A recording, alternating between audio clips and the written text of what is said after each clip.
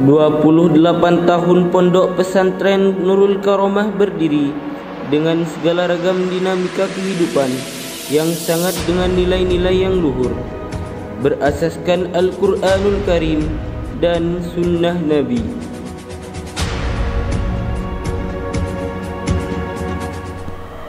Di saat terkikisnya nilai-nilai kehidupan, Pondok Pesantren Nurul Karomah tetap eksis mendidik dan menanamkan jiwa yang mulia kepada seluruh santri-santrinya.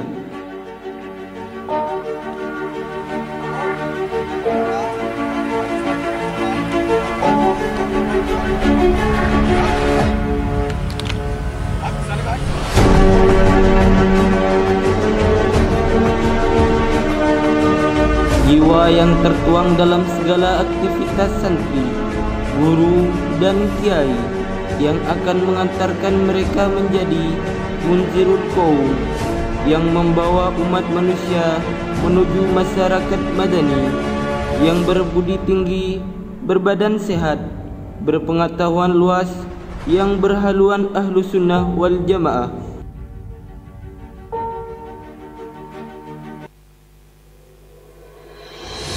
Berpegang totalitas pendidikan dengan berlandaskan panca jiwa, para santri dan alumni Nurul Karomah akan terus berjuang menegakkan kalimatillah di seluruh penjuru dunia, mengawal dan mendidik umat menuju kejayaan Islam.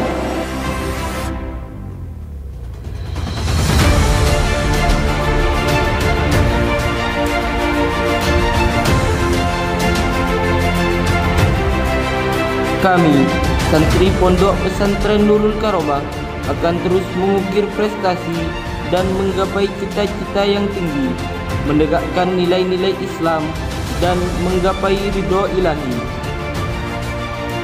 Hadirin yang terhormat, marilah kita saksikan bersama persembahan santri Pondok Pesantren Nurul Karomah, penerus tongkat estafet perjuangan umat, yang terangkum dalam acara Wisuda Pasca Amsilati, Metode Qur'ani Sidogiri dan Tahfidz Alfiyah Ibnu Malik, Pondok Pesantren Nurul Karomah. Selamat menyaksikan. Pada peringatan ulang tahun kemerdekaan, aku on TV ketika lagu sorak-sorai dikumandang, si kampret cucuku pelan-pelan mendekat lalu berbisik,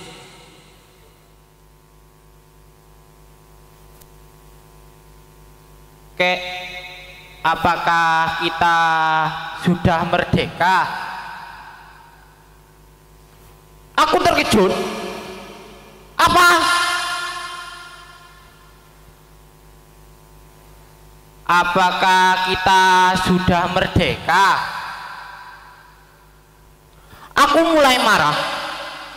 Siapa yang menyuruhmu menanyakan hal itu?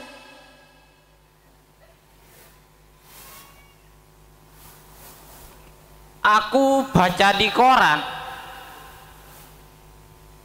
kampret kemudian mengeluarkan sobekan kertas koran dan menunjuk sebuah kepala berita.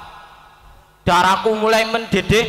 Media sekarang semuanya edan, dagangannya sensasi semua, bukan fakta. Kemudian ngayuh tangan kampret kududukkan di sampingku. "Duduk, jangan ngomong dulu, kakek mau bicara." Apa-apa saja yang gurumu itu kerjakan di sekolah? Apa gurumu itu sudah berhenti ngajar sejarah Indonesia? Apa gurumu itu tidak pernah beritahukan kepada kamu bahwasannya pada tanggal 17 Agustus 1945 di Jalan Pegangsaan Timur, Bung Karno dan Bung Hatta telah memproklamirkan kemerdekaan kita.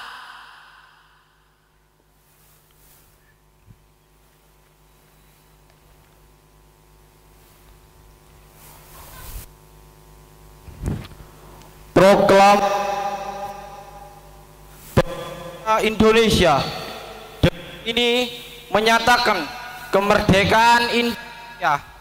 Hal-hal mengenai pemindahan kekuasaan dan lain-lain diselenggarakan dengan dalam tempo yang sesingkat-singkatnya.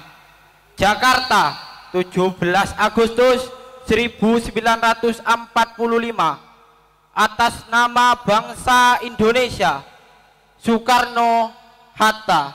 Nah, sejak saat kita sudah merdeka,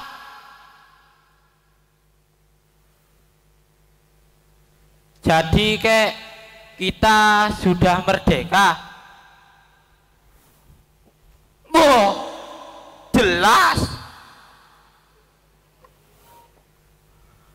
Tapi kayak kalau kita sudah merdeka, kenapa kita masih miskin? Hampir saja tanganku ini menampar mulut si kampret. Untung aku masih ingat, tuyul kecil ini masih cucuku sendiri. Kampret, dengarkan kakek baik-baik. Kalau kita ini sudah merdeka, itu artinya kita bebas dari penindasan penjajah, bebas berbuat, kita bebas berpikir, kita bebas menentukan nasib kita sendiri. Tapi kalau kamu itu lapar, miskin, kalah, hina, itu bukan urusan kemerdekaan. Gini, kalau kamu itu pengen kaya, harus mencari sendiri kekayaanmu, membalik sendiri nasib kamu.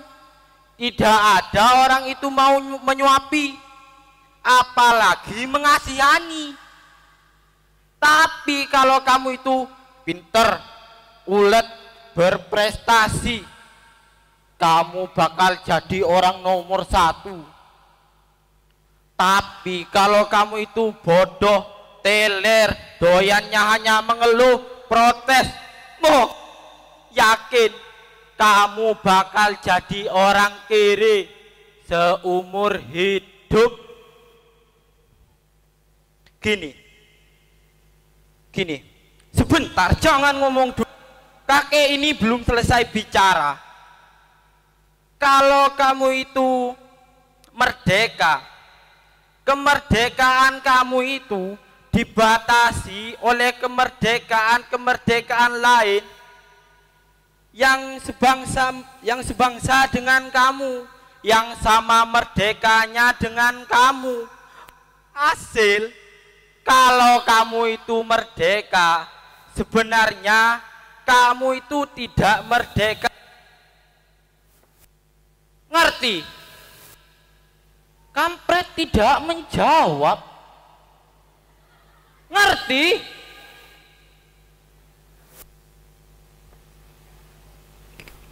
Tidak.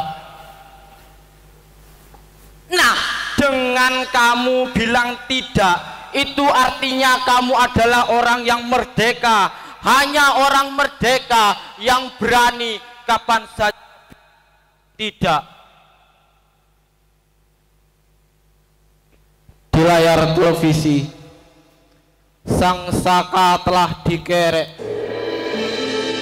diiringi lagu kebangsaan Indonesia Raya. Aku jadi merinding. Aku terlempar ke dalam masa revolusi. Ketika aku keluar masuk hutan, bersembunyi di balik ketiak-ketiak bukit, mencegat konvoi tentara kolonial, menghancurkan jembatan, malam-malam mengendap-endap ketansi militer untuk mencuri senjata. Tapi kami disergap karena ada pengkhianatan. Kami lari, aku tertembak, kami semua jatuh ke dalam sumur tua.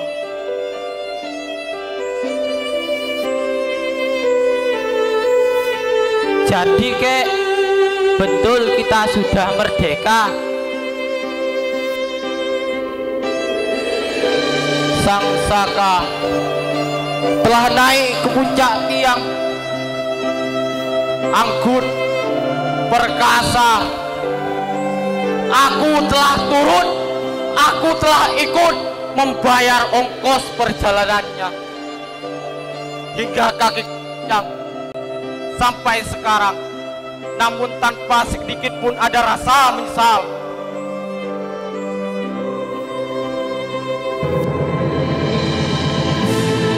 Jadi kek betul kita sudah merdeka.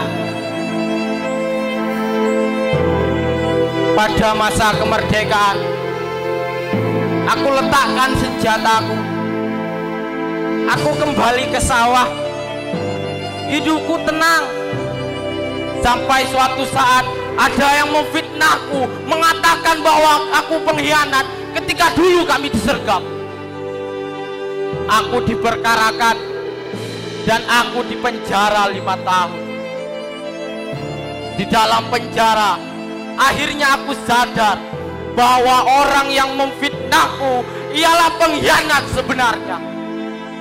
Setelah aku bebas, aku cari orang itu ke kota, tapi ternyata dia sudah jadi pejabat yang amat dicintai oleh masyarakat.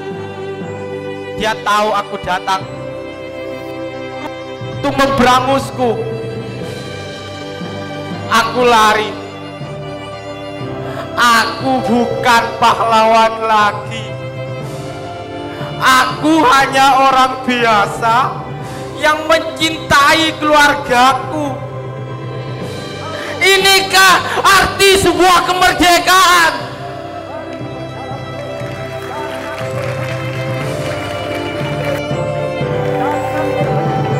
Tapi kek, kalau kita sudah merdeka, kenapa kakek menangis? Aku terkejut. Cepat-cepat aku seka air mataku. Kemudian aku tarik tangan kampret, tutup mulutnya, dan aku bilang, "Kampret, kakek menangis karena kita sudah merdeka. Hanya orang merdeka yang boleh, bisa, berani menangis kapanpun, dimanapun ia ingin menangis."